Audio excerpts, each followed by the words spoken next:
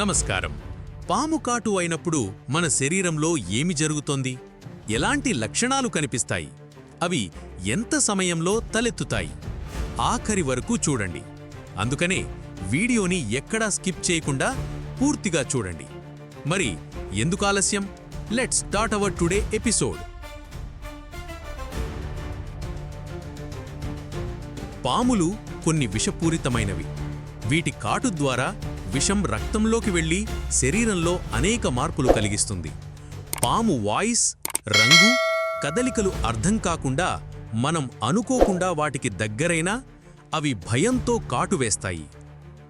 విషం ప్రధానంగా 3 రకాలుగా పనిచేస్తుంది. న్యూరోటాక్సిన్ నాడీ వ్యవస్థపై ప్రభావం చూపుతుంది. ఇది శ్వాసను దెబ్బతీయవచ్చు. హిమోటాక్సిన్ రక్తాన్ని దెబ్బతీసి రక్తస్రావం, గడ్డకట్టడాన్ని తారుమారు చేస్తుంది. సైటోటాక్సిన్ కణజాలాలను ధ్వంసం చేస్తుంది.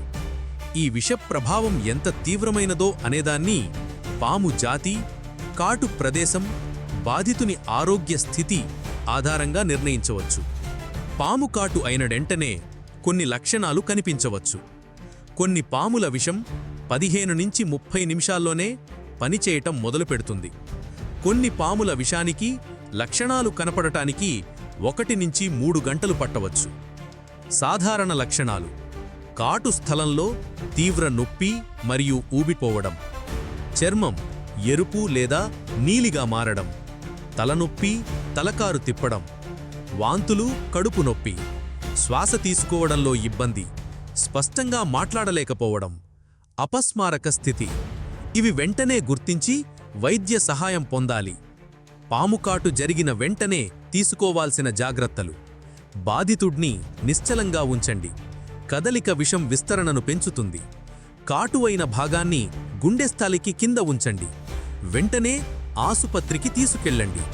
ఎటువంటి కట్ చేయటం, ముక్కడం, దూదించడం చేయకండి. ఆ ప్రాంతాన్ని బిగిగా కట్టకండి. ఇది రక్త ప్రసరణను అడ్డుకుంటుంది. భారతదేశంలో ముఖ్యంగా 4 రకాల విషపూరితమైన పాములున్నాయని మనకు తెలుసు. Cobra neurotoxic. క్రైట్ చాలా శక్తివంతమైన న్యూరోటాక్సిన్ కలదు. Russell viper haemotoxin. Saw scale viper రక్తం మరియు కణజాలాలపై తీవ్ర ప్రభావం చూపుతుంది. వాటి విషప్రభావం శరీరంలో వేరువేరుగా ఉండవచ్చు.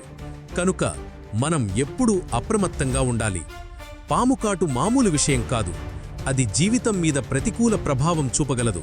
కానీ సరైన సమయానికి సరైన వైద్య చికిత్స ఉంటే ప్రాణాలు రక్షించవచ్చు.